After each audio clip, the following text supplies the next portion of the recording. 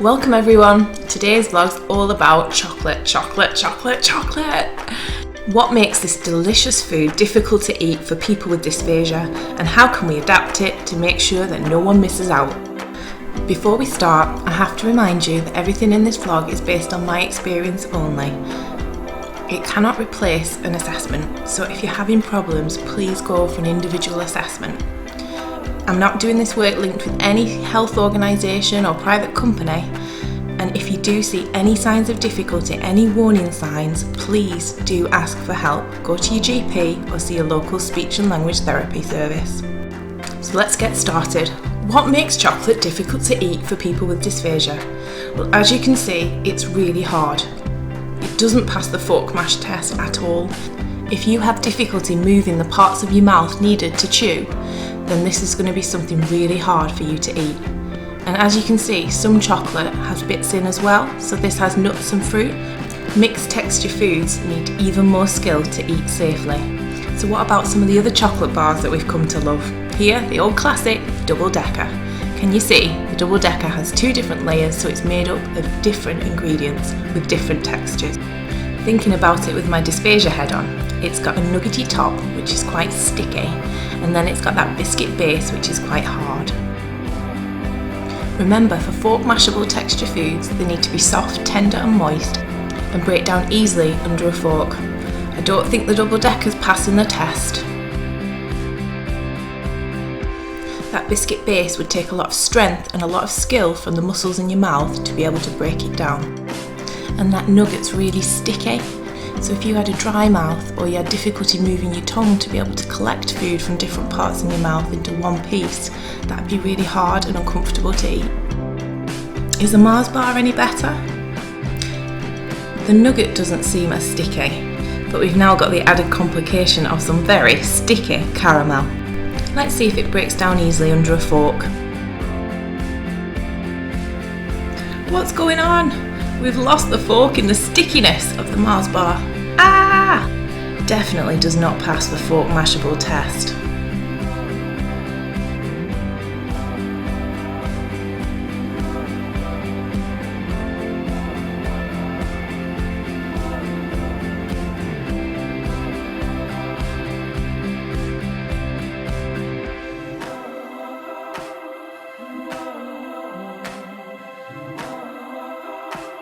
And finally, what about a mini roll?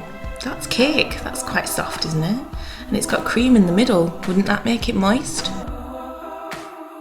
Come on, let's see. Test one. Does it mash easily under a fork? I'm afraid to say no. This was a surprise for me too, but that chocolate surround made it too hard and it stuck together. But don't worry, I'm going to show you some ways to enjoy some fabulous chocolate adapted to dysphagia diets. Okay, so let's take the mini roll, but this time what I'm going to do is just warm it slightly in the microwave. So just 20 seconds, that's all. Can you see? I'm putting the microwave on for 20 seconds. Here's the countdown. All that's done is just melted the chocolate, the hard bit on the outside, and just watch this. Wow, look how easily that mashes down under a fork now. And can you see the melted chocolate's made it moist too? Fantastic! So yeah, mini rolls for fork-mashable texture. Just warm it in the microwave for 20 seconds and Bob's your uncle. Next up, chocolate cake. This one has a thick chocolate icing top and a little bit of something in the middle too. It looks soft. Will it mash down easily under a fork? Yes, it does. But to be truly fork-mashable, it needs to be moist as well. Remember, soft, tender and moist. So just to be safe, I'd have it with a little bit of custard on, or cream, or yogurt, just to make sure. Okay, so that's fork-mashable texture mini rolls and cake slices. But what if you need a pre-mash? Or what if you need your food adapted to a puree? Well, here's what I'd do. First of all, break the cake into small pieces and put it in a chopper. Be careful because there's a sharp blade, so get some help from someone if you have difficulty with sharp things. You need to add something moist so the cake's not dry. Here's a few ideas I had. The delicious syrups you can get for coffees would add a really lovely twist. But choose the flavour that you love the most. Then put the lid on and press power. Can you see it chopping the cake? Sometimes it gets stuck around the edges, so you might need to scoop it off and put it down to the bottom. If you need a pre-mash texture, you might want to stop here because the cake will still have a little bit of texture. But for a smooth puree, put the lid back on and carry on blending. You can check that it's done by having a good look. Just make sure it's lovely and smooth throughout with no lumps. If not, just blend for a bit longer. Now we've got to think about how to present it. I bought this piping bag, which was £2. It came with a range of nozzles that you screw onto the end. I'm going to choose this one because it's thicker. Then you scoop the pureed chocolate mixture into your piping bag. This can be a bit fiddly, so get some help if you need it. Can you see? A little bit messy.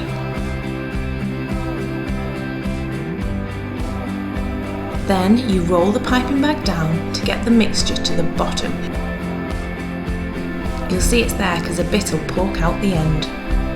Then squeeze it out and pipe it in. I chose to put it onto a plate just to make it look that little bit more inviting.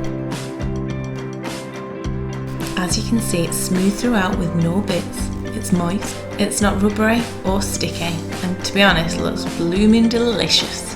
Here's some other ideas. This is a low-fat natural yogurt. If you have a grater, use the side with the really small holes.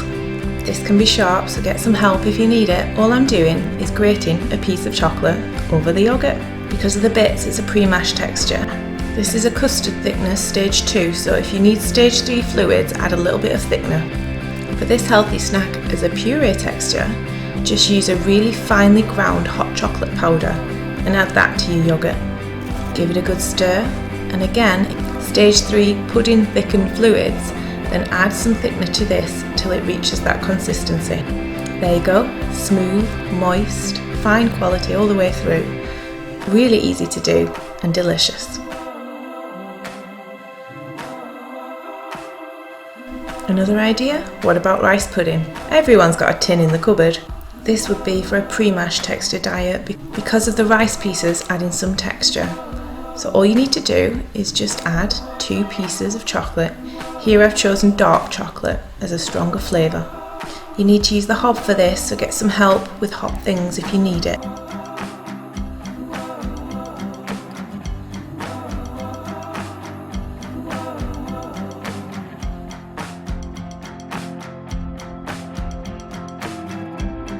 Then turn the heat off and serve. If you need a smooth puree texture, then custard's a great alternative.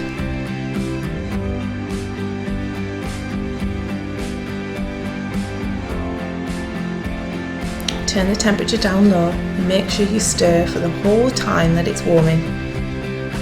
You know the chocolate's melted when the mixture's smooth all the way through, and look, it's got that chocolate colour. If you need your fluids to be thickened to a stage 3 pudding thickness, then you'll need to add some thickener to this as it's currently a stage 2 custard thickness. Delicious and easy. Finally, I'm going to show you a really quick and easy recipe for a delicious thick puree texture chocolate mousse. First of all, extra thick is best if you can find it.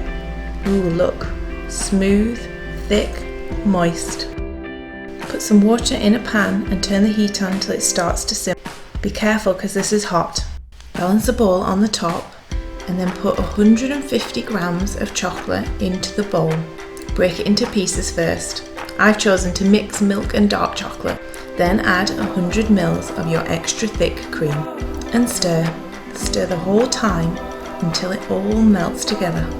The heat should be on low under the water because you don't want your chocolate to bubble.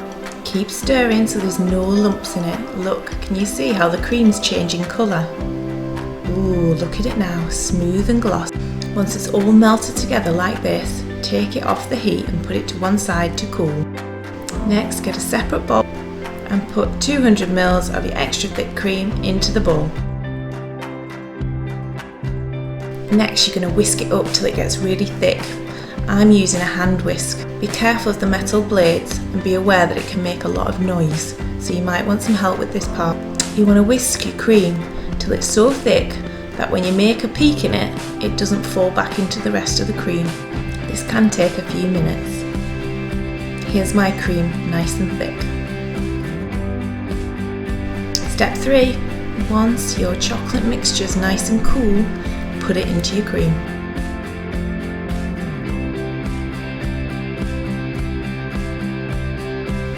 Then whisk again until it's nice and combined, so it's all mixed together and really thick. Doesn't it look good? And then serve. Look how smooth it is, look how moist it is, look how thick it is. Look how much everyone else is going to be jealous of your chocolate mousse. So thank you for watching my vlog all about chocolate. Please subscribe if you'd like to see more videos, like, and don't forget to share with anybody you think will find it useful. Thank you.